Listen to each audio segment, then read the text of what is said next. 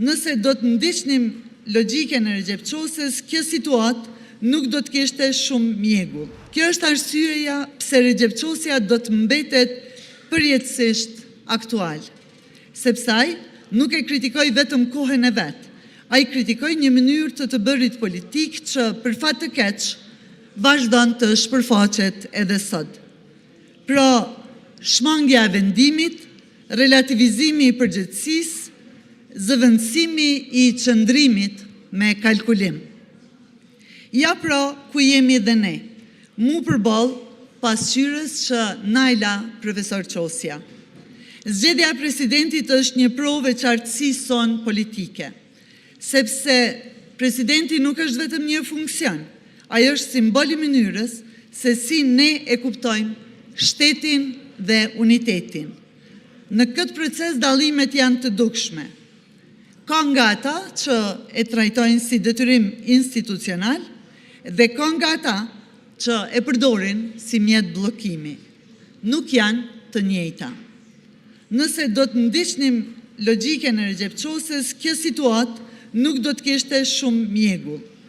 Kur vendimi shtyhet për arsye partikulare partijake, përgjegjësia është shmangur. Ne, si shumicë, e kemi të qartë qëndrimin tonë. Ky proces duhet të përmbyllet, sepse shteti nuk mund dhe nuk duhet të mbahet në pezull.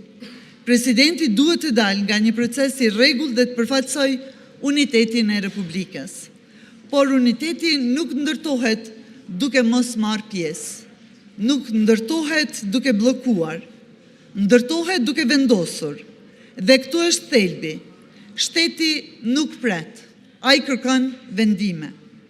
E dim të gjithë se çfarë do të na kishte thënë sot Recep Çosja po të ishte këtu në këtë sallë. Prania e tij është aq e gjallë në çdo zhvillim politik e shoqëror, sa vdekja fizike, vetëm sa e ndon nga ne përkohësisht për ta kthyer përjetësisht. Me lejoni të shpreh dhe nga këtu ngushëllimet më të sinqerta për ndarjen nga jeta të akademik Recep Çosës. Humbja e tij është humbje për mendimin shqiptar dhe për ndërgjegjen kritike që ai përfaqësonte. Ajo që mbetet është më e rëndësishmja, standardi i tij, që na obligon të jemi të qartë, të drejtë dhe të përgjegjshëm ndaj Republikës. E pyetja është, a mund të jemi të tillë?